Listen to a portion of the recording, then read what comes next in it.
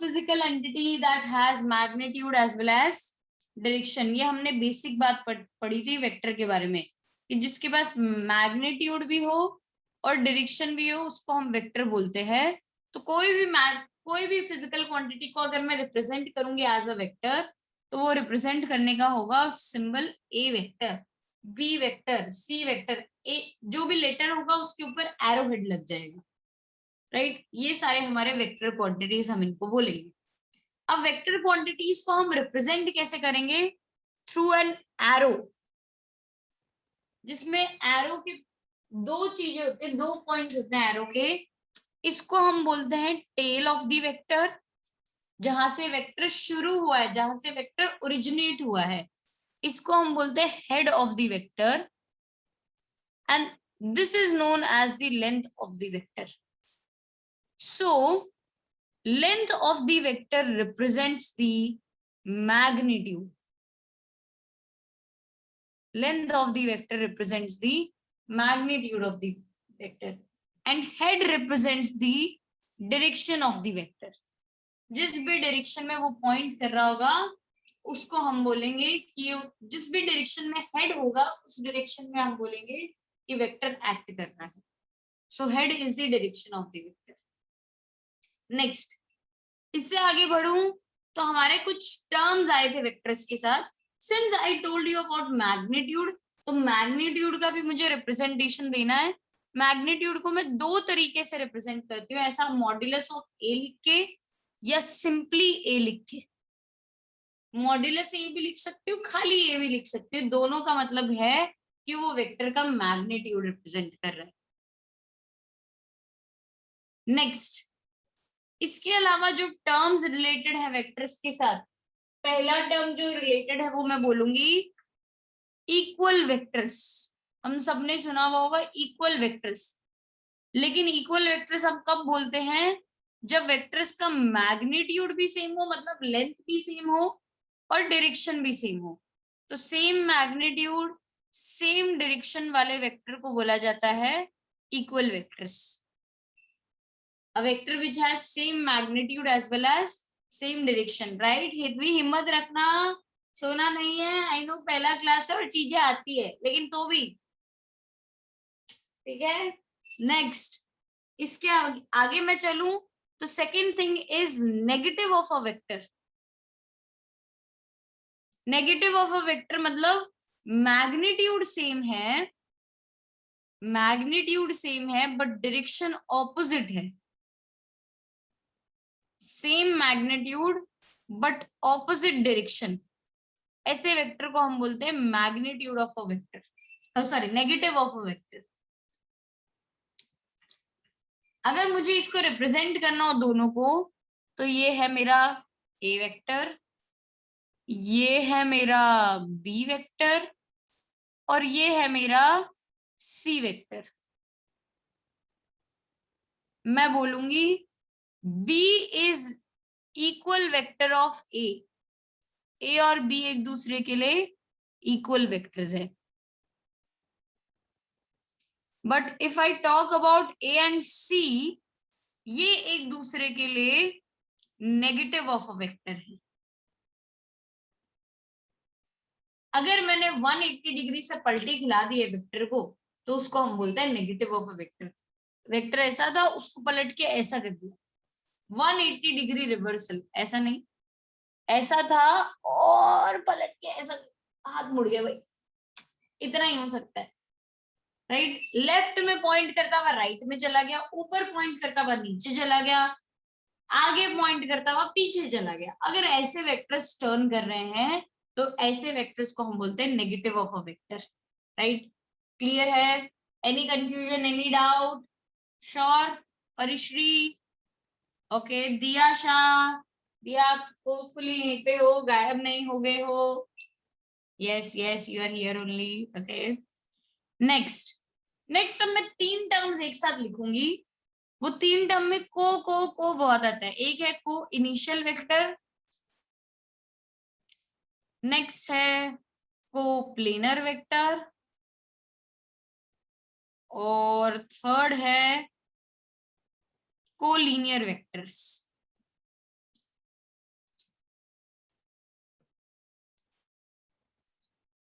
कोइनिशियल, coplanar and collinear.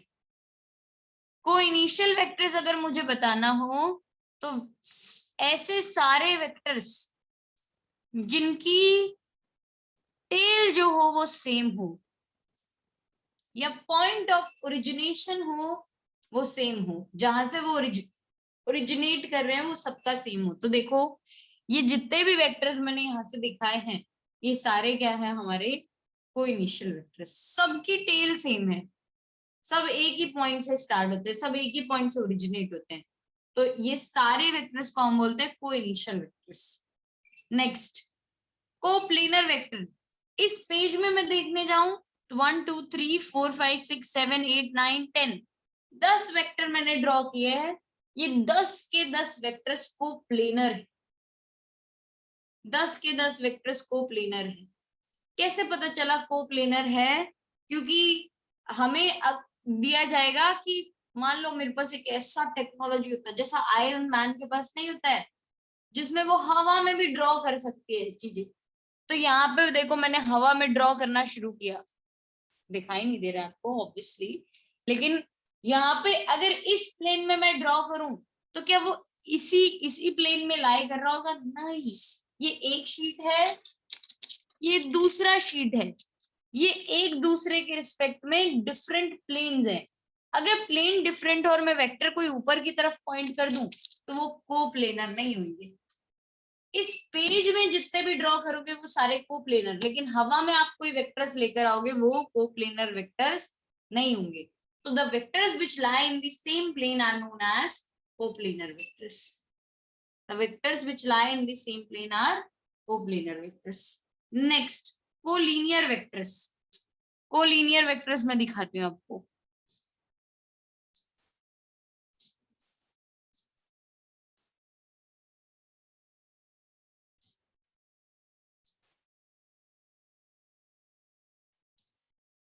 अगर vectors एक दूसरे से पैरेलल हो या एंटी पैरेलल हो, if they are parallel to each other या anti parallel to each other, such vectors are known as collinear vector। जैसे ये 1 2 3 4 5 6 7 8 ये एक दूसरे के लिए कोलिनियर वेक्टर्स हैं सारे के सारे।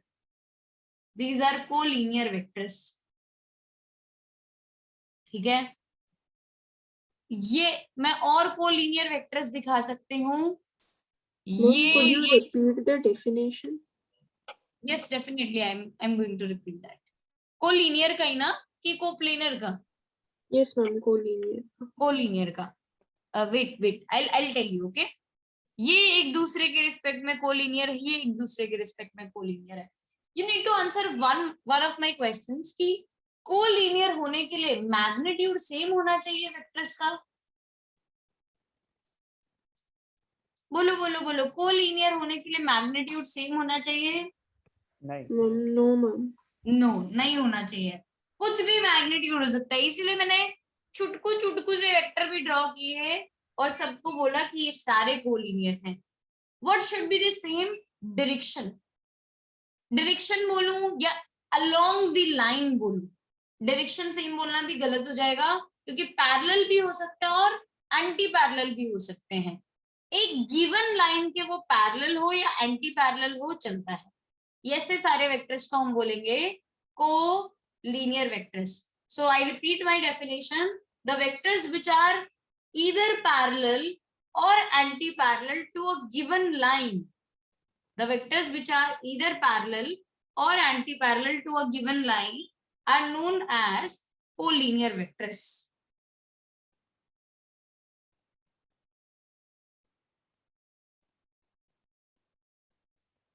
Is this clear, Smriti? Yes, ma'am. Okay.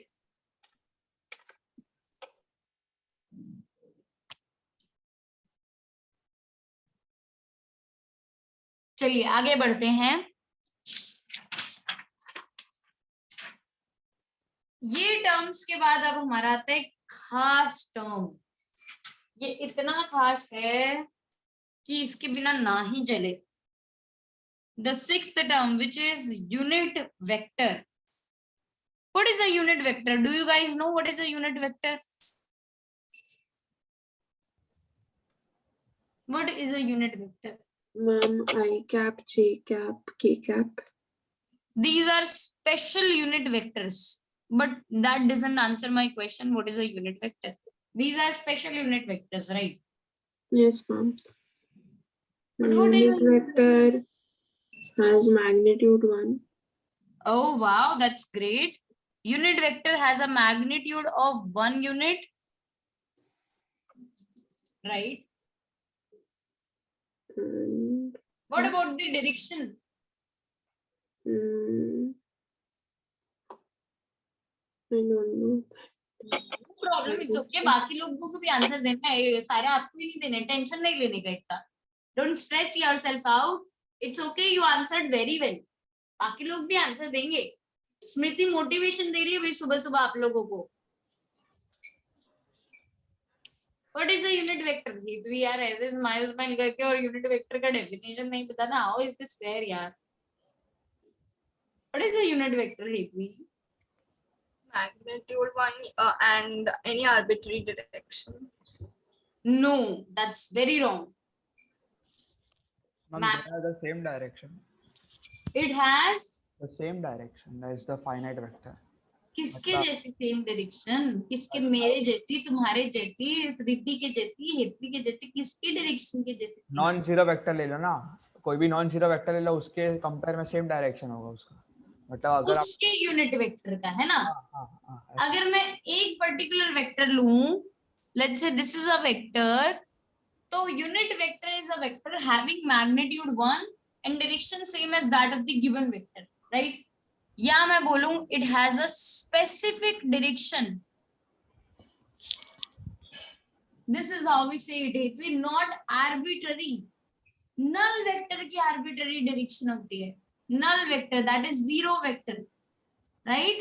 Unit vector has a specific direction या a given direction, fixed होती है इसकी direction, fixed direction। जैसा स्मृति ने बताया i cap, j cap, k cap are my unit vectors, तो मैं आपको इनकी directions के बारे में भी बता देती हूँ। इसको हम बोलते हैं unit vector along x axis। मैंने i cap लिख दिया, मतलब x एक्सिस ही होने वाला है। हाँ, माइनस आई कैप लिखोगे तो नेगेटिव डायरेक्शन में जा रहा होगा, और प्लस आई कैप लिखोगे तो पॉजिटिव डायरेक्शन में जा रहा होगा। But it has a fixed direction, it has a specific direction. ऐसे वेक्टर को हम बोलते हैं unit vector. J cap unit vector along y axis, k cap unit vector along z axis,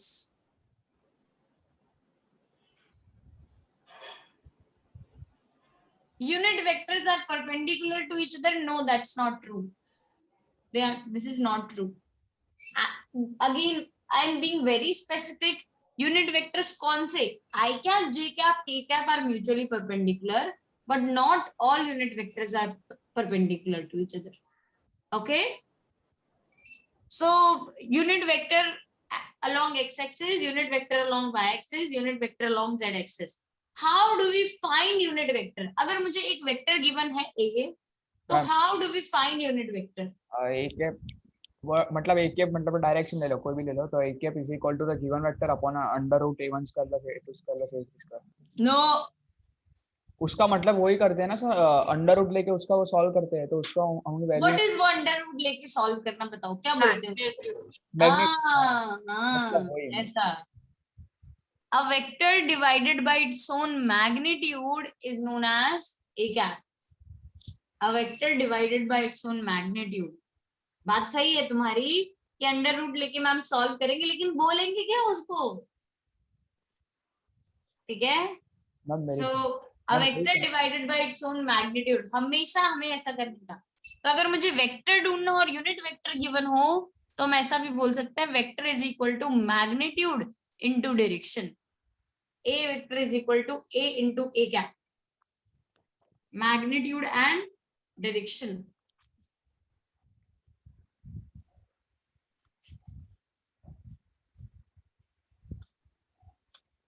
All right, अब मेरे कुछ सवाल है। आई कैप का मैग्नीट्यूड कितना?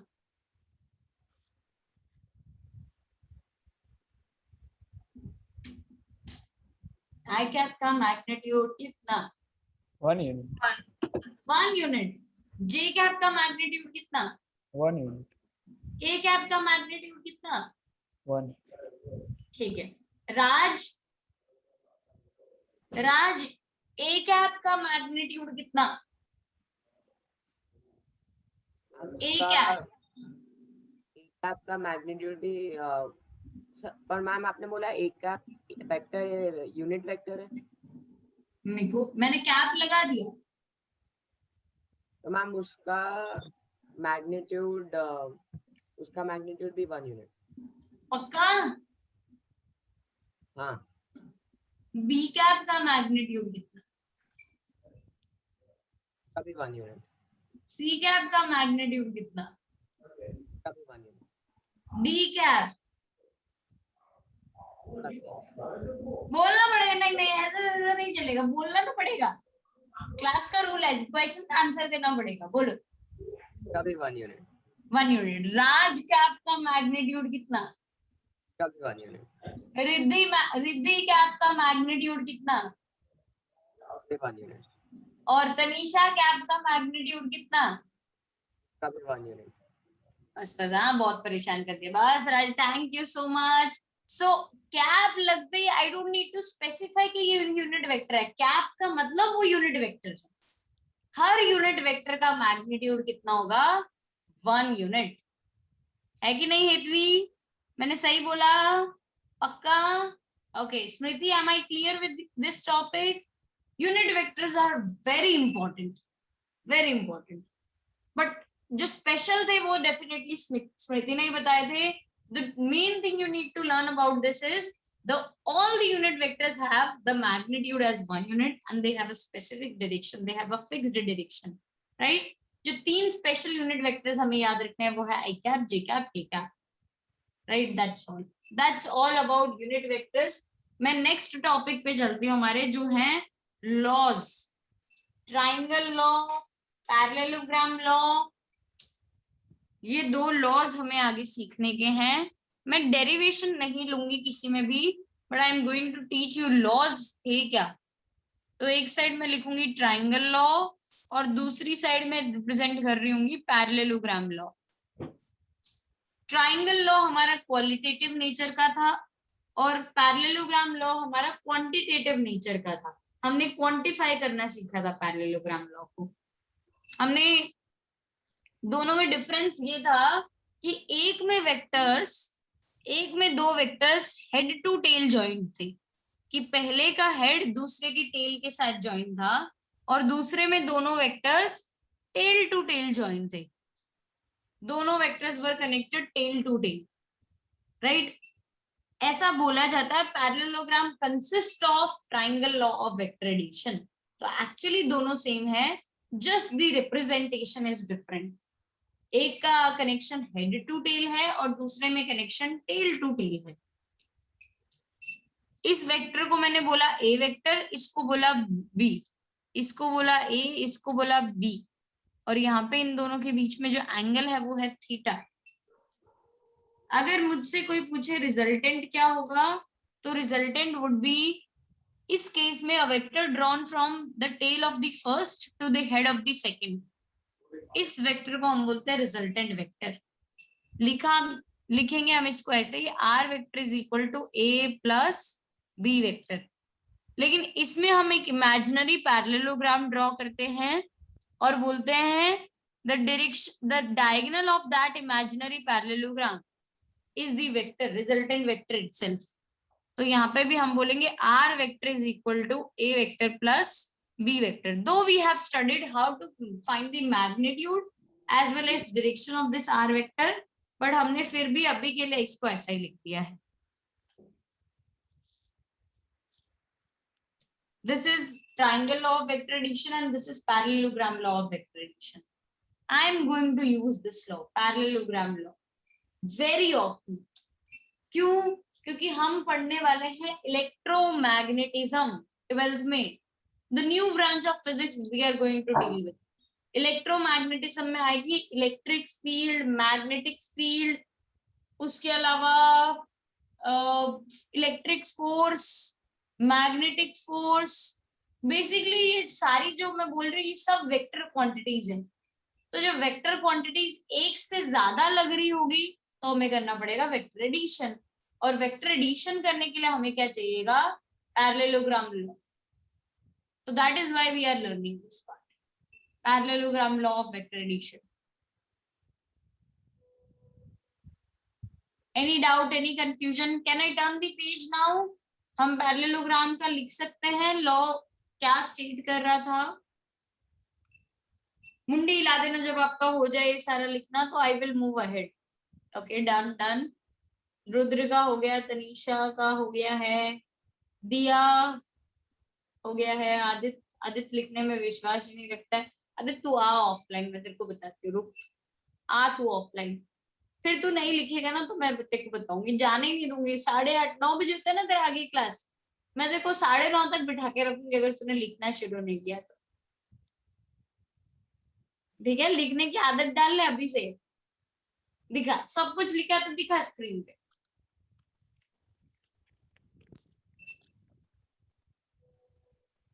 ओहो, आज तो लड़के ने लिखा है, नहीं नहीं लिखा है, लिखा। अरे अरे, गुड गुड गुड।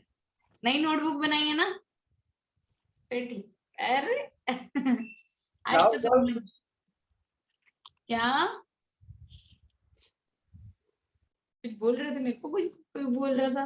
नहीं, ऑलराइट। चलो पैरेललोग्राम लॉ पे चलते हैं।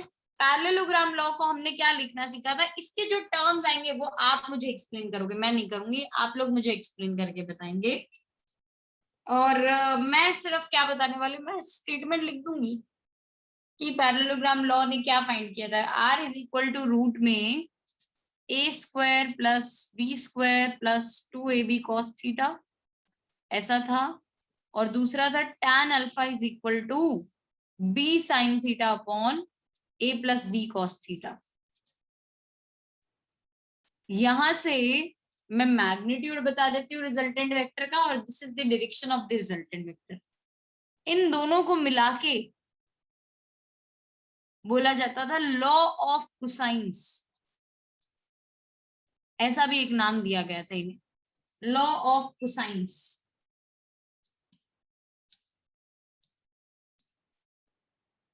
What is theta here? ये थीटा क्या है? Angle between the two vectors. Angle between the two vectors A and B. पर इसलिए बोल डालने का, जब मैं बोलूं ना रेज हैंड करो तब, अभी तो बोल डालने का, ठीक है? इफ यू नो से इट। वो जब ज्यादा डिस्टरबेंस होता है तब मेरे को रेज हैंड वाला बोलना पड़ता है, बट अभी सीधा बोल डालने का। वो ये लोग आधे तो बोल ही नहीं रहे हैं, तो आप भी बोल के इनको मोटिवेट करो। हमारे राज भाई सबको हमें बुलवाना पड़ रहा है, दिया को बुलवाना पड़ रहा है, पृथ्वी तो आज पूरी नींद में है, उसको तो धक्के मार के उठाना पड़ेगा, घर पे जाके मैं लाफे लगा के आऊंगी उसको। और तनीषा और रुद्र तो एकदम साइलेंट ऑब्जर्वर है दोनों, इतना ऑब्जर्व करके और उसके बाद ये आंसर भी दे देंगे right, I am pretty sure of that, but observers तो साइलेंट ही। ठीक है, तो परिश्री आंसर करने का, ठीक है? हाँ, theta is the angle between the two vectors A and B. क्या है? हम वेक्टर्स हैं। वेक्टर्स है, लेकिन क्या मैं वेक्टर की तरह ही यहाँ पे लिख रही हूँ उन्हें? नहीं ma'am, magnitude. Very good, very important term. A and B are the magnitudes of the two vectors. Theta is the angle between them, and A and B are magnitude of the two vectors. Right? What is alpha? Angle between Alpha is resultant. Angle between the resultant vector and a vector and resultant. ये हमेशा याद रखना, ये बहुत important है। Theta is the angle between A and B vector, vector A and vector B, but alpha is the angle between resultant vector and A vector। और हमेशा हम A के साथ ही लेते हैं एंगल। मैंने रिजल्टेंट के साथ अगर किसी और वेक्टर के साथ रिजल्टेंट का एंगल अल्फा ले लिया, हमेशा मैं उसको A बोलना शुरू कर दूंगी, दैट वुड बी A, दूसरा वेक्टर वुड बिकम B। कोई ऐसा जरूरी नहीं है रिप्रेजेंटेशन में कि ए ही यहाँ पे आना चाहिए और बी ही यहाँ पे आना चाहिए। अगर मैंने ए ऊपर लिख दिया तो अल्फा में यहाँ ले लूंगी, this would be my alpha, right. So alpha is always the angle between resultant vector and A vector, क्योंकि मेरे को ये फॉर्मूला ट्रू करवाना है हमेशा। अगर मेरे को इस फॉर्मूला को इसी तरीके से याद रखना है, बी साइन थीटा अपॉन ए प्लस बी कॉस थीटा, तो मुझे अल्फा हमेशा ए वेक्टर के साथ लेना पड़ेगा, या मैंने रिजल्टेंट एंगल जिसके साथ लिया होगा वो मेरा ए वेक्टर बन जाएगा। That is the scenario. So वो वाला वेक्टर ए, दूसरा वाला वेक्टर बी। क्लियर?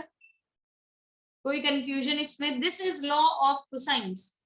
अगर आपको ये क्लियर है, next comes a round of questions जो हमारी वर्कशीट की नहीं है, वो मैं वर्कशीट में हो सकते हैं आपको मिल जाए, बट वो मेरे लिए तो आपको क्लास में बताने के हैं सॉल्व करके, राइट। हाँ, इसमें सब आंसर नहीं कर सकते हैं, इसमें मैं जिसको पॉइंट आउट करूंगी वही आंसर कर सकते हैं, ठीक है।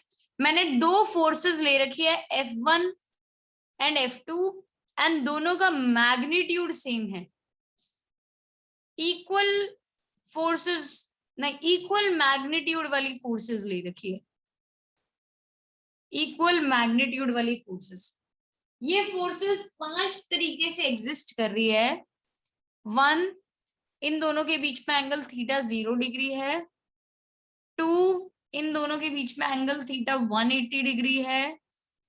3, इन दोनों के बीच में एंगल 60 डिग्री है। 4, इन दोनों के बीच में एंगल 90 डिग्री है। एंड 5, इन दोनों के बीच में एंगल 120 डिग्री है। आपको मुझे रिजल्टेंट के बारे में बताना रहेगा, रिजल्टेंट फोर्स। फर्स्ट आंसर मुझे दिया देगी, सेकंड आंसर हेतवी देगी, थर्ड मुझे रिद्धि देगी, फोर्थ मुझे तनीषा देगी, फिफ्थ मुझे परिश्री देगी, ठीक है। ये 5 लोगों के नाम मैंने ले दिए हैं, ये 5 लोग मुझे आंसर देंगे। मुझे याद नहीं रहेगा मैंने कौन सा किसको असाइन किया था, तो आप खुद ही बता देना मुझे, ठीक है।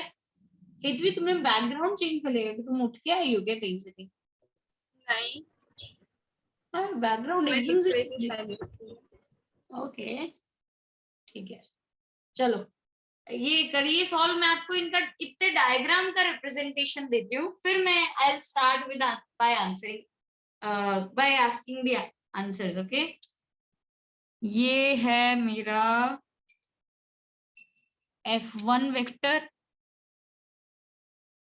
ये F1 वेक्टर, ये F1 वेक्टर, ये F1 वेक्टर, ये F1 वेक्टर, और इधर ये है मेरा F1 वेक्टर। सब में F1 का मैग्नीट्यूड Fp है, तो मैं F1 ना लिख के सीधा F ही लिखूंगी हर जगह पे, F वेक्टर्स। फिर मुझे F2 दिखाना है, तो F2 दिखाने के लिए ये है मेरा F2 वेक्टर, ये है मेरा F2 वेक्टर, ये भी F ही है। ये है मेरा F2 वेक्टर, ये है मेरा F2 वेक्टर, एंड इधर दिखाने जाऊं तो ये है मेरा F2 वेक्टर। इधर एंगल 0 डिग्री है, वो तो लेकिन दिखाया नहीं जा सकता, बाकी एंगल्स में दिखा सकती हूँ। ये है 180 डिग्री, 180 डिग्री, और ये है 60 डिग्री। इन दोनों के बीच में एंगल है 90 डिग्री, इन दोनों के बीच में एंगल है 120 degree. Now you need to tell me about the result. पहला किसका था? पहला दिया का था, फर्स्ट आंसर दिया का था, यस दिया। फर्स्ट आंसर रिजल्टेंट फोर्स कितना होगा? मतलब ये आर वाली फॉर्मूला यूज करनी है ना? यस, हाँ तो मैम एक मिनट। पहले में तो थीटा 0 डिग्री दिया, आपको यूज करने की जरूरत ही हमारा नहीं। रिजल्टेंट 0 ही आएगा। नहीं, 1 1 1 नो, 2 क्यों? 1 एक F लग रहा है, दूसरा F लग रहा है। F or F? 2R. Yes, Adit. मैं आंसर दे दूं? हाँ बोलो बोलो. मेरा answer 2 under root F R. 2 under root F is again wrong. Yes, Riddhi. मतलब 2F. हाँ 2F. हाँ मतलब ओके, हाँ मेरी गलती है. 4F. ओके. ऐसा नहीं करने का भाई. अभी अब तो आगे मेरे को ही पॉइंट करेगा तो नहीं चलेगा. मैंने बोला गलत है तो गलत है. वो ऐसा नहीं चलता ध्वनि थे कीदू इटले फाइनल. ऐसा ऐसा होता है ना रेडियो मिर्ची पे. तो ऐसा इधर फिजिक्स में लीना है कीदू इटले फाइनल. ऐसा ही होगा. ओके. आदित नाराज हो गया. मैम मेरा आंसर कैसे गलत हो सकता मेरा. और वो भी ऐसी गलती कर दी मैंने. शिट. No problem. हो जाता. दिया को भी आता था. ऐसा नहीं है. दिया इज वेरी स्मार्ट गर्ल. कभी कभी हो जाता है. डोंट वरी यार. ऐसा खुद को वो पीयर प्रेशर में मत डाल देना कि मेरे से कैसे गलती होगी. हो जाती है. मेरे से भी हो जाती है कभी कभी गलती. मैं cos 0 को 90 के बराबर ले लेती हूँ. सो डोंट वरी यार. दिया मेरे को शक्ल दिखाओ. स्माइल. गुड. मैं सॉल्व भी कर रही थी वापस इसलिए। हाँ. अरे बहुत सॉल्व करने की जरूरत ही नहीं है. नहीं आगे भी कर रही थी। अच्छा फिर ठीक है. ऐसा नहीं तो इसको इमेजिन करने का. 10 न्यूटन 10 न्यूटन कितना 20 न्यूटन. धक्के लग रहे हैं. राइट. और अगर सॉल्व करना हो. कोई कुछ बोल रहा था. Ma'am cos Yes. 120 क्या होता है? नहीं बताऊंगी. याद रखने का. नहीं बताऊंगी मैं. परिश्री के पास आएगा क्या फिफ्थ आंसर. परिश्री याद कर. अभी तो याद कर कितना होता है. इसलिए वो वेट कर रही है. मेरा फिफ्थ आंसर है. मेरे को पहले से ही पता हो जाना चाहिए. कोई अगर परिश्री की हेल्प करना चाहते हैं तो कर दो. बाकी आपके पास चैट का ऑप्शन नहीं है. आप कैसे हेल्प कर सकते हो परिश्री की बिना बोले. क्लास में बिना बोले हेल्प करनी है परिश्री की. देख लो कैसे कर सकते हो. चलो. ये था 0 डिग्री के लिए. बताओ तो f square plus F square plus 2f square cos 0. cos 0 का मतलब होता है 1 तो मतलब ये आ जाएगा 4f स्क्वायर. रूट के बाहर निकालोगे तो 2f. तो रिजल्टेंट मुझे कुछ ऐसा वेक्टर मिल जाएगा जिसका वैल्यू होगा 2f. This is f resultant 2f. Right. बाकी 0 डिग्री में फिक्स्ड होते हैं. सेम डायरेक्शन में आपको ऐड कर देने होते हैं दोनों वेक्टर्स को सीधा का सीधा. It is simply a plus b. तो f plus f would be 2f. Second किसको मिला हुआ था. मैम मुझे यस हेतवी. हाँ 0 आएगा. 0 आएगा आंसर. राइट. यहाँ पे रिजल्टेंट में दोनों में एंगल बन रहा है 180 डिग्री. 180 डिग्री के हिसाब से करोगे तो cos 180 होता है -1. cos 180 होता है -1. परिश्री cos 120 का वही वैल्यू होता है जो माइनस cos 60 का होता है. This is the hint. अब खुद से अभी निकाल लो. ठीक है. cos 180 is -1. तो -1 होएगा तो यहाँ पे आ जाएगा f square plus F square minus 2f square. Again answer would be 0. और वैसे भी ये टग ऑफ वॉर वाला सिचुएशन है. एक साइड भी टीम बराबर की है. दूसरी साइड भी टीम बराबर की है. Net force would come out to be 0. तो यहाँ पे मैं कोई रिजल्टेंट वेक्टर नहीं दिखाऊंगी क्योंकि it is a null vector. Null vector दिखाया नहीं जाता है. एफ रिजल्टेंट इज 0 सीधा लिख दूंगी मैं. Next 60 degree. थर्ड वाला किसके पास था भाई. मैम √3f होगा उसका answer. Very good. Resultant would B √3f. cos 60 का वैल्यू होता है 1/2. तो यहाँ पे अगर मैंने 1/2 लिखा होता तो 2 into 1/2 1 रह जाता. f square plus F square plus F square आ जाता. दैट इज 3f का स्क्वायर. तो ये हो जाता है √3f. It would B √3f. Resultant is √3f. Fourth Tanisha. f√2. f√2 बोलू या √2f बोलू दोनों चलता है ना तनीषा. हाँ. तो √2f बात सही है. cos 90 का वैल्यू होता है 0. cos 90 0. ये पूरा टर्म चला जाएगा. It would be f square plus F square. That is √2f square. रूट के बाहर लिया तो √2f. परिश्री हम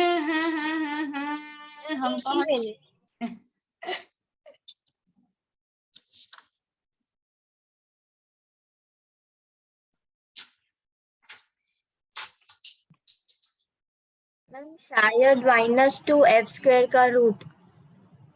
-2f² का रूट पॉसिबल ही नहीं है Parikshit, not possible. Real number है वो, और रियल रूट नहीं है, कॉम्प्लेक्स रूट हो जाएगा वो। Yes Smriti, ma'am F F भी आएगा। परीक्षित देखो, F resultant is equal to root में f² plus f² plus 2f² cos 120। What is cos 120? -1/2. -1/2। हाँ माइनस, तो आपको आ जाना चाहिए था। -1/2 करोगे सब्सटीट्यूट, तो f² plus f² minus 2f² into 1/2, तो ये 2 से 2 कैंसिल, f² से f² कैंसिल, तो ये आ जाता रूट में f²।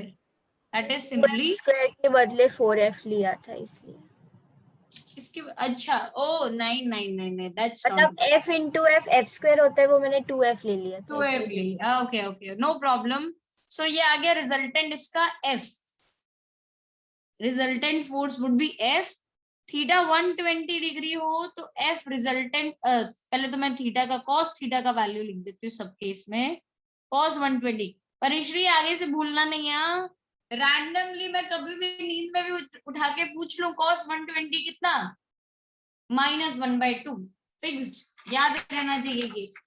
फिर cos 90 कितना, चलो बोलो फटाफट, cos 90 कितना, 0 cos 60 कितना, 1/2 cos 180 कितना, -1 -1, cos 0 1. ये बेसिक वैल्यूज आपको याद रहनी चाहिए, क्योंकि ये एग्जाम में नहीं बताएगा। ठीक है, बेसिक वैल्यूज याद रखनी है। कुछ लोगों को होएगा मैम हम बायो वाले बच्चे हैं, आप हमसे ऐसा कैसे उम्मीद कर सकते हो, बट फिजिक्स में बहुत ज्यादा high expectations we keep, oh sorry यार, हाई एक्सपेक्टेशंस इन फिजिक्स। ये बेसिक याद रहना चाहिए आपको, ठीक है।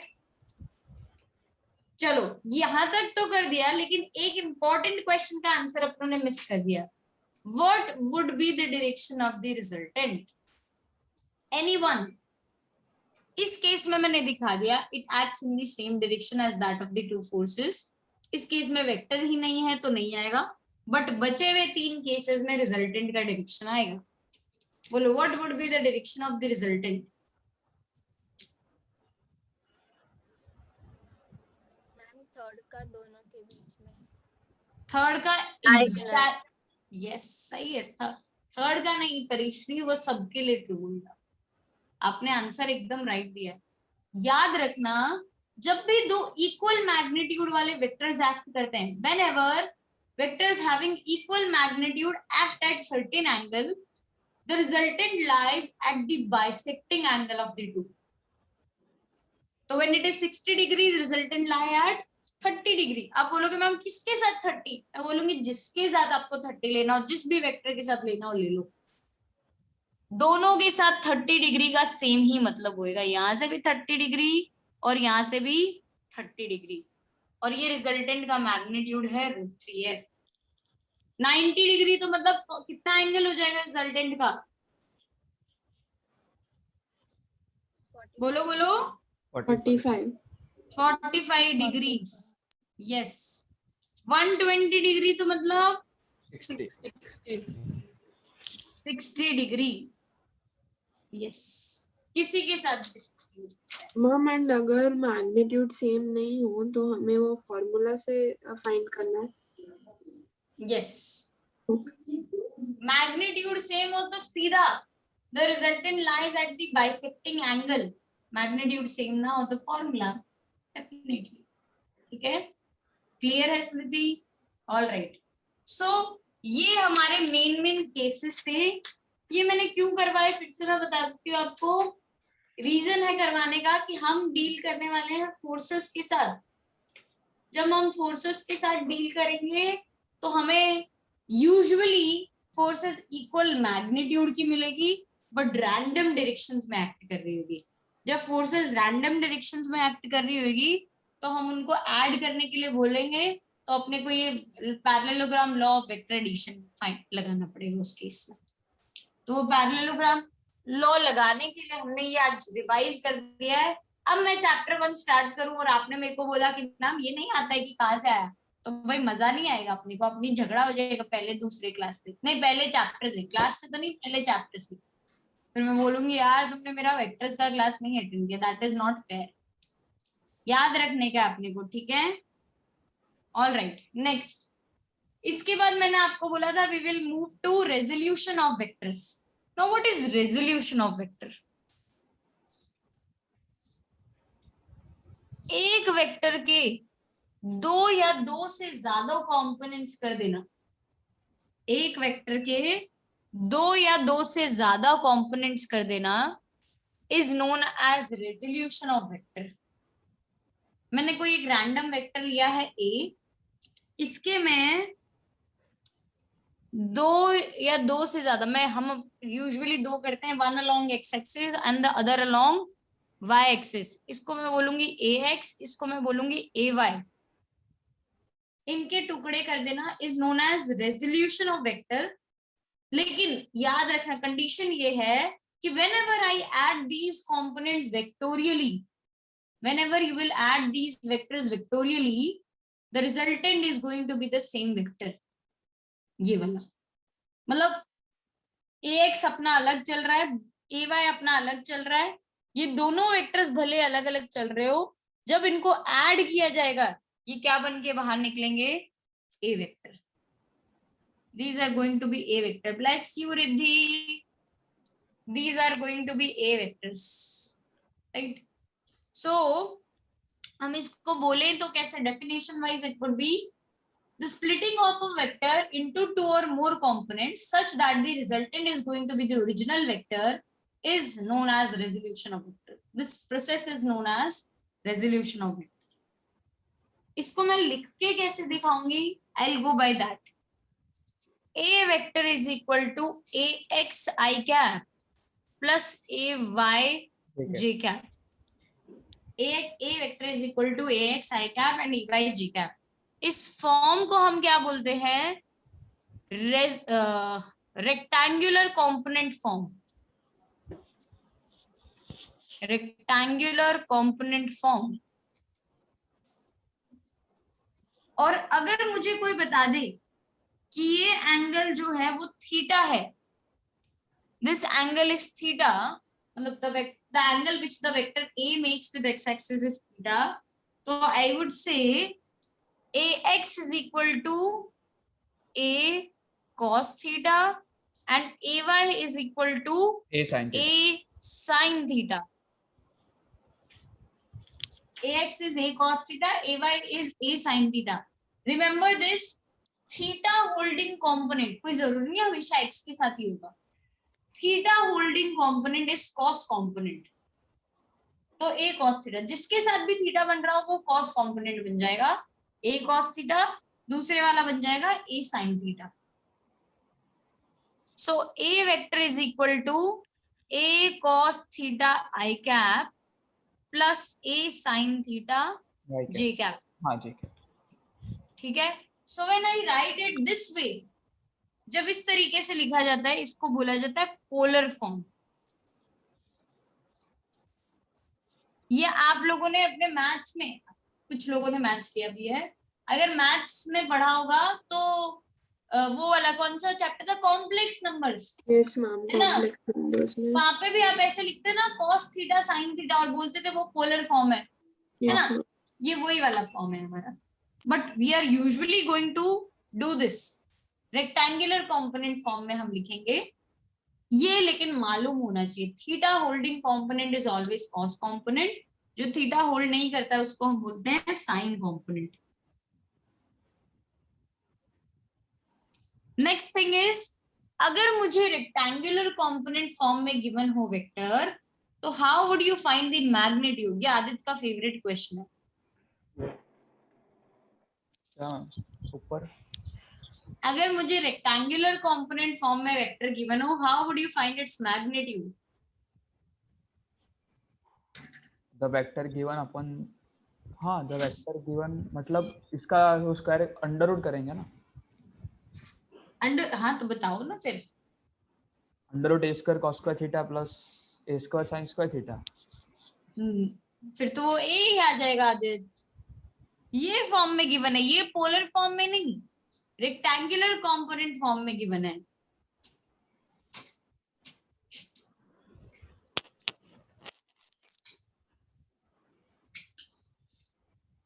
सही बोल रहे हो आप, अंडर रूट में लिखेंगे क्या?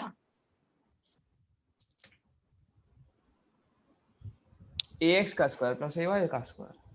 हाँ, तो इतना टाइम क्यों लग गया तुम्हें बोलने में भाई? मेरे को लगा कुछ दूसरा आंसर होगा इसलिए मैं सोचा। मैंने बोला तुम्हारा फेवरेट क्वेश्चन है, मतलब it is related to you, तुमने ये पहले बोला था इसके लिए, हाँ समझ गया इसलिए मैंने। है ना, है ना? राज जी समझ आ रही है कि नहीं आ रही है? हाँ मैम समझ आ रही है। राज चलो सिचुएशन में बदलाव लेकर आते हैं, देखो ax I cap plus ay j cap plus az k cap. अब बोलो मैग्नीट्यूड कैसे फाइंड करेंगे राज? इसमें ऐड कर देंगे plus A Z square. Yes, under root ax square plus ay square plus az square, that's it. सिर्फ यही change होने वाला है। आपको बोला जाए आपको एंगल फाइंड आउट करना है एक्स एक्सिस के रिस्पेक्ट में, तो मैं बोलूंगी tan theta is equal to ay upon ax। ये हमारा हो गया रेजोल्यूशन ऑफ वेक्टर्स कंप्लीटेड।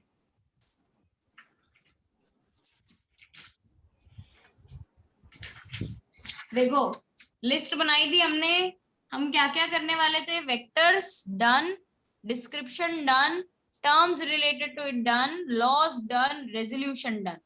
दो चीजें बची है, स्केलर प्रोडक्ट और वेक्टर प्रोडक्ट। चलो वो भी फटाफट खत्म करते हैं अपने। यहां तक डन है? तनीषा दिया कोई डाउट इसमें बेटा आप दोनों को? No Tanisha? No ma'am, okay Tanisha गायब कहाँ पे होगी? यही पे हूँ मैम, 2 तो मिनट। दिखाई क्यों नहीं दे रही है मेरे को? एज अ वीडियो ऑफ नहीं करने का। गुड, ये अच्छा हो गया तुम दोनों अलग अलग बैठने लग गए, वरना रुद्र अपने आप को ही दिखाता रहता स्क्रीन पे कि मैम मैं काम कर रहा हूँ, तनीषा कुछ नहीं कर रही है, देखो। वो मेरे सामने ही बैठा है। हाँ पर अच्छा है ना, दो अलग अलग स्क्रीन पे ऊपर, ऐसा अच्छा दिख रहा है। हमारे पास एक और ट्विंस आए करंट 11th में, मतलब वो भी 10th कर रहा है पर 11th ज्वाइन कर रहा है, और ट्विंस है दोनों। तो वो पता है भाई यही करता था, सिर्फ स्क्रीन पे खुद को रखता था। फिर मैंने उसको एक दिन डांट लगाई कि ऐसा कैसे करता है, तो अदिति को क्यों स्क्रीन पे नहीं दिखाता है? तो पता है फिर उसने क्या किया, इतना टेक सावी है वो बंदा, एक ही कैमरा में स्प्लिट कर दिया और दोनों को दिखाने लग गया कि मैम अब देखो। फिर उस कैमरा से मेरे मजे ले रहा है, hello ma'am, you are awesome ma'am, you are cool ma'am, ऐसा कर करके लिख लिख के डाल रहा है उसको। इतना टेक सावी बन गया। कहता आपने मेरे को ऐसा बोला कैसे, मैं दिखाता हूँ, वो ऐसा हो गया था, अब से आप देखो ऐसा करके। रुद्र अगर तुम्हें भी वो टेक्नोलॉजी में कुछ ऐसा करना हो तो देख लो, ट्राई कर लो कि दोनों दिखने लग जाए, तनीषा और रुद्र एक ही कैमरा में। नहीं चलेगा। चले ठीक है ठीक है। चलो नेक्स्ट अपने आ जाते हैं scalar product and vector product. दोनों में मेजर डिफरेंस पहला ये है कि यहाँ पे जो सिंबल मैं यूज करती हूँ वो एक डॉट का साइन है, और यहाँ पे जब मैं सिंबल यूज करती हूँ वो एक क्रॉस का साइन है। पहला मेजर डिफरेंस तो ये है। ये दोनों है क्या? वेक्टर के multiplication. These are multiplication of two vectors in such a way that one gives me a scalar quantity, the other gives me a vector quantity, and that is why their name is as per what we have kept, right? यहाँ पे मैं दोनों vectors का multiplication करूंगी, a dot b, मुझे c मिलेगा। यहाँ पे मैं मल्टीप्लीकेशन करूंगी a क्रॉस b, मुझे c वेक्टर मिलेगा, लेकिन मैं d वेक्टर से रिप्रेजेंट करती हूँ उसको। सी भी लिख सकते हो चलता है, बट डी वेक्टर से रिप्रेजेंट करती हूँ मैं इसको। तो A dot B is C, A cross B is D vector, not simply D, it is D vector. What is A dot B equal to? ये सी की वैल्यू किसके बराबर होगी? याद करो बोल के याद करो। A dot B was equal to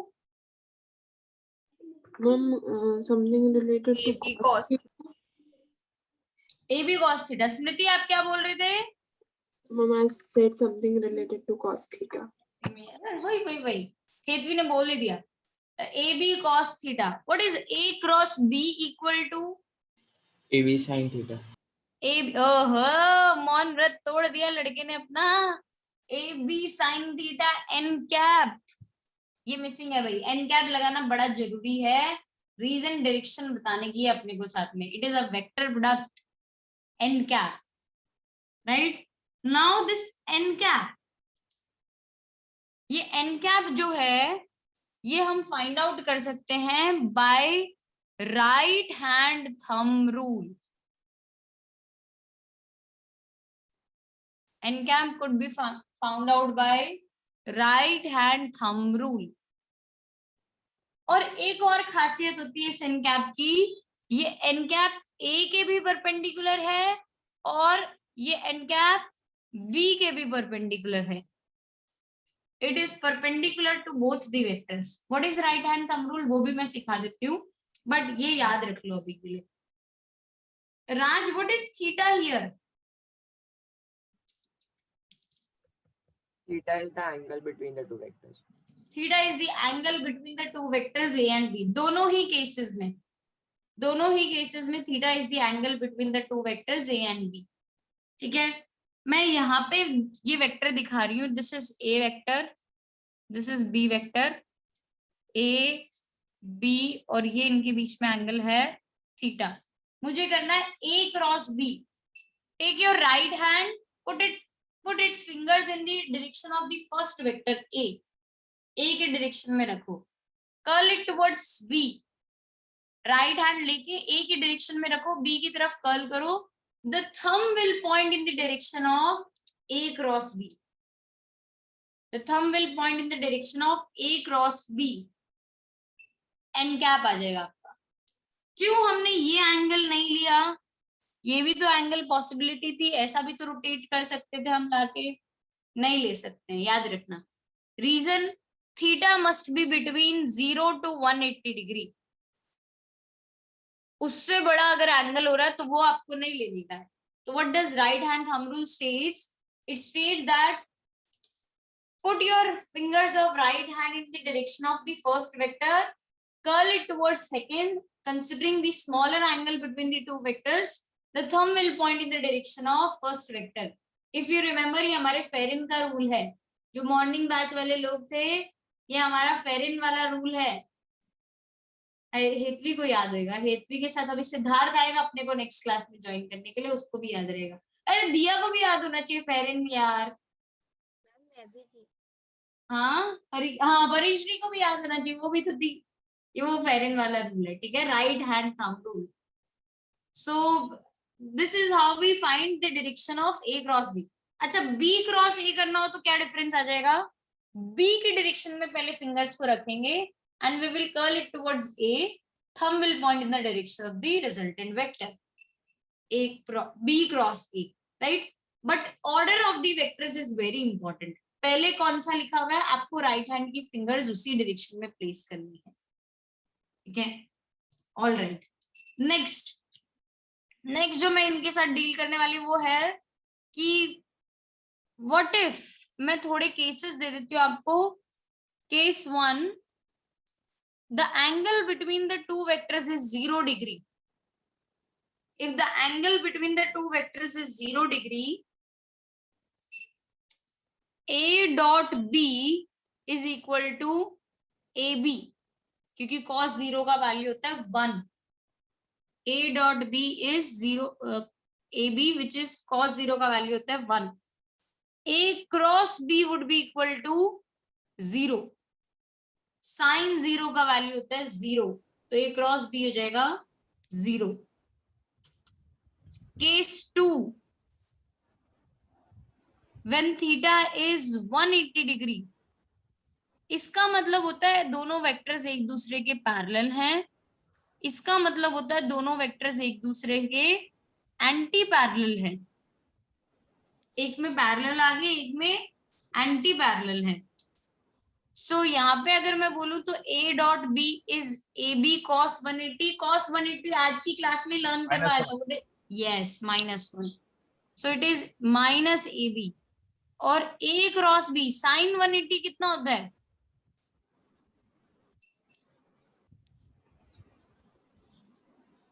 sign 180 0 ना चाहिए ना। 0 होता है साइन 180 भी। तो पैरेलल वेक्टर हो या एंटी पैरेलल वेक्टर हो, दोनों का क्रॉस प्रोडक्ट क्या होएगा? 0। Sine 180 is 0, right. Case 3 theta is 90 degree, मतलब A vector is perpendicular to B vector. अगर ये सिचुएशन है तो A dot B would be equal to, बोलो, AB cos 90 0 0 0, और A cross B would be equal to AB AB। Sine 90 का value होगा 1, तो it would be AB। Case 4 कुछ भी नहीं है, ये है वेक्टर्स का एक दूसरे के साथ मल्टीप्लीकेशन। पहले डॉट के केस में और दूसरा क्रॉस के केस में। What is A dot A?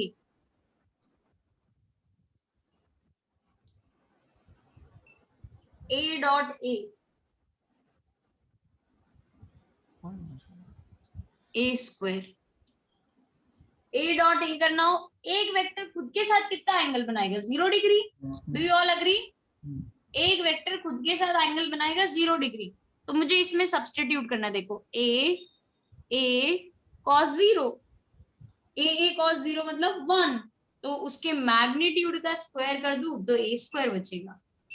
A cross A खुद के साथ 0 डिग्री बन रहा है, तो A क्रॉस A कितना हो जाएगा? 0। वेरी गुड, क्योंकि साइन 0 आ जाएगा 0, इसलिए it would be 0। If you are done with it, मैं रेक्टेंगुलर कंपोनेंट फॉर्म पे चल रही हूँ। मैं यूनिट वेक्टर्स के साथ डील करने वाली हूँ। यहां तक प्लीज खत्म कर लीजिए, 30 seconds.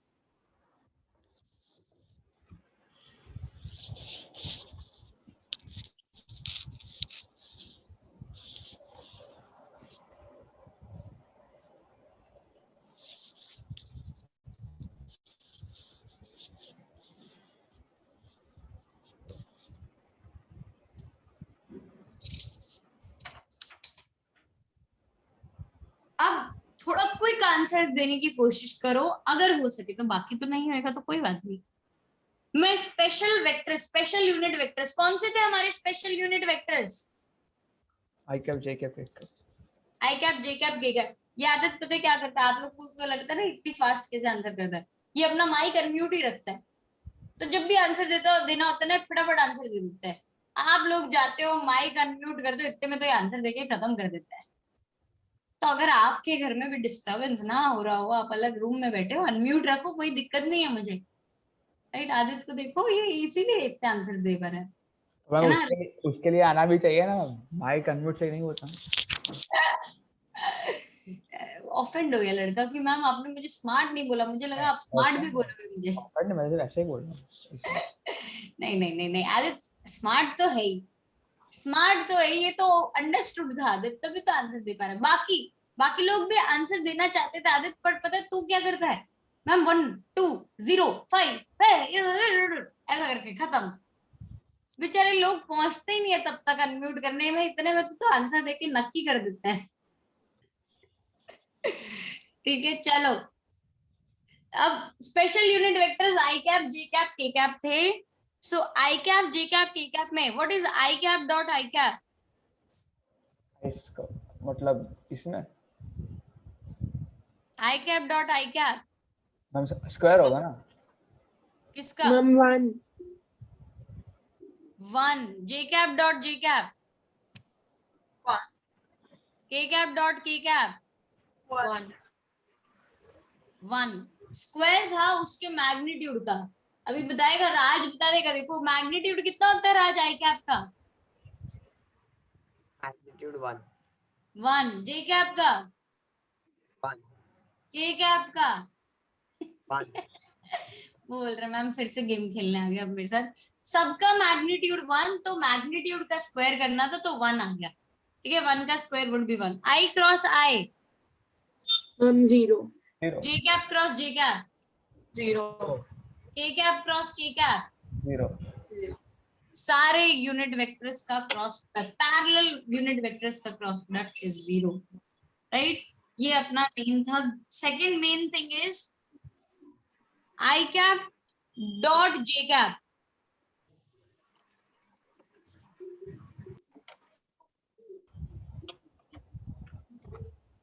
I cap dot J cap. 0. 0. J cap dot K cap. 0. K cap dot I cap. 0. Perpendicular है ये vectors. I cap is along x axis, J cap is along y axis. Perpendicular vectors का dot product 0 होता है. Cos 90 is 0. तो I cap dot J cap, J cap dot K cap, K cap dot I cap is 0. Next, I cap cross J cap is K cap. वो triangle बना के करना है. Cycle, triangle नहीं, वो सर्कल सा बनाने का. हाँ, सर्कल बनाना है ना. I cap cross J cap is K cap, J cap cross K cap is I cap, and K cap cross I cap is J cap. मैं उसको अगर उल्टा कर दूं, J cap cross I cap, K cap cross J cap और I cap cross K cap. Negative sign लग जाएगा ना इसमें. Yes, minus J cap, minus I cap, minus K cap. याद रखना, इससे रिलेटेड जो प्रॉपर्टी है वो ये है कि A dot B is equal to B vector dot A vector. Scalar product is commutative.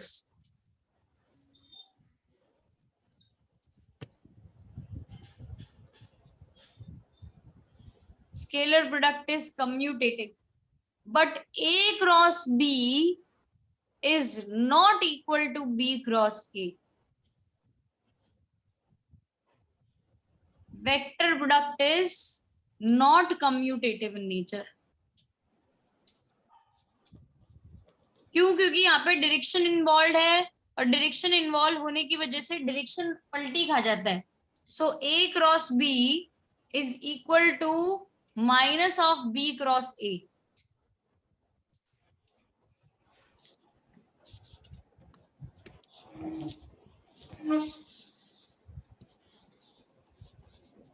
ऐसा हमारा पैटर्न रहेगा. A cross B is equal to minus of B cross A. इसीलिए I क्रॉस J K था, but J cross I minus K cap हुआ. ठीक है, alright. Next,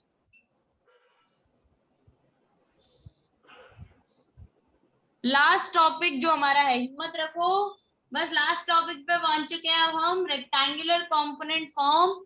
A vector को अगर मैंने लिखा हो AX I cap plus AY J cap plus AZ K cap, और B वेक्टर को अगर लिखा हो BX I cap plus BY J cap plus BZ K cap, तो A डॉट B क्या होगा? AX BX plus AY BY plus AZ BZ और उसका फिर I cap J cap K cap. वो AX BX into I cap plus AY BY ऐसा. AX BX plus AY BY plus AZ BZ. इसके बाद जो भी आदित्य ने की वो बकवास थी. इसके बाद वाली बात सब बकवास थी. यहाँ तक सही था? मतलब हाँ, इसमें डायरेक्शन नहीं होता. सही है. स्केलर नो लाफा दे गुड I cap J cap K cap scalar product है. स्केलर प्रोडक्ट में स्केलर क्वांटिटी મળે છે અને इफ स्केलर क्वांटिटी है हमारे पास तो स्केलर क्वांटिटी में I कैप लगाते ही वो पाप हो जाएगा. Scalar quantity doesn't have any direction. No I cap, no J cap, no K cap. What is I cap dot I cap? 1. निकल लिए भाई साहब. J cap dot J cap 1, K cap dot K cap 1. आप बोलोगे ma'am बाकी के साथ क्या तकलीफ थी, बाकियों के साथ क्यों नहीं मल्टीप्लिकेशन किया? I cap dot J cap 0, I cap dot K cap 0, J cap dot I cap 0, J cap dot K cap 0, K cap dot I cap 0, K cap dot J cap 0. 9 terms आते हैं जब अपने 3 terms को multiply करते हैं distributive law के हिसाब से. 9 में से 6 0 है. करूं, लिखूं 6 0 में कि चलेगा? चलेगा। थैंक यू सो मच चलाने के लिए, thank you very much. Right, next अपने को करना है वेक्टर प्रोडक्ट। वेक्टर प्रोडक्ट के लिए हमें चाहिए वो डिटर्मिनेंट वाली मेथड। आई जे के और फिर नीचे ax ay az bx by bz। First row consists of I cap, J cap, K cap. Second row consists of coefficients of I cap, J cap, K cap of first vector. मैंने अगर यहाँ पे B vector लिखा होता, पहले B cross A लिखा होता, तो मैं BX, BY, BZ लिख रही होती। लेकिन सॉरी, मैंने A क्रॉस B लिखा है तो मैंने AX, AY, AZ लिखा है। यहाँ पे आ जाएगा BX, BY, BZ। चलो इसको डिटर्मिनेंट को सॉल्व कैसे करते हैं। हमें यहाँ पे वेक्टर क्वांटिटी मिलने वाली है, तो आई कैप होएगा, जे कैप भी होगा और के कैप भी होगा, तीनों चीजें होगी। आई cap, J cap, K cap तीनों होंगे साथ में, तो इनके कोई कोएफिशिएंट्स होंगे यहाँ पे, और आई कैप के आगे प्लस आता है, वो लिखने की जरूरत नहीं है, मैं +2 करके लिखूं कोई मतलब नहीं है। जे कैप के आगे नेगेटिव आता है और के कैप के आगे पॉजिटिव आता है। तो something I cap minus something J cap minus plus something के कैप, ऐसा आएगा आंसर। वो समथिंग है क्या, let's find out. Ma'am I cap का जो रो होगा और कॉलम होगा उसको हमको हटाना होगा। ये लो हटा दिया, बचा क्या। ay bz minus by az। Yes ma'am. yes. इसके बाद आपको करने का है cross multiplication, ay bz minus by az, और वो क्रॉस ma'am. मल्टीप्लीकेशन करने के बाद आपको सब्ट्रैक्ट करने का है ay bz minus by az। लेकिन हमेशा प्रोडक्ट ऊपर से नीचे वाले को पहले लिखा जाएगा और नीचे से ऊपर वाले को बाद में लिखा जाएगा, और होगा हमेशा ऐसे। स्टैंडर्ड रूल चाहिए। इस साल के मैथ्स में आप सीख भी लोगे ऐसा क्यों हो रहा है। नेक्स्ट ये वाला ax bz minus bx az। ax bz minus bx az, k cap ax by minus bx ay। ax by minus bx ay। ठीक है Raj, how will I find the magnitude of a cross b। ये कैसे magnitude कैसे ढूंढा जाएगा। Magnitude के लिए under root करेंगे ना, ay bz minus by az whole square. बस समझ गया, ये कुछ नहीं था, सही बात है उनका। मैग्नीट्यूड के लिए अंडर रूट में इसका स्क्वायर प्लस इसका स्क्वायर प्लस इसका स्क्वायर। अभी के लिए बड़े हैं, but actually we will be dealing with certain numbers 2 3 4 done. 2 का स्क्वायर, 3 का स्क्वायर, 4 का स्क्वायर, राइट। साथ साथ हम एंगल अगर फाइंड आउट करना चाहे तो एंगल दोनों तरीके से ढूंढ सकते हैं। cos theta is a dot b upon magnitude of a into magnitude of b। sin theta is a cross b upon magnitude of a into magnitude of b। Magnitude आएगा ऊपर भी, magnitude of a into magnitude of b, a b। दोनों तरीके से angle ढूंढा जा सकता है, कोई ऐसा जरूरी नहीं आपको क्रॉस प्रोडक्ट से ढूंढना रहे, आप डॉट से भी एंगल ढूंढ सकते हैं, right. We are done with today's lecture. आज का क्लास मैं यहीं पे रैप अप करती हूँ।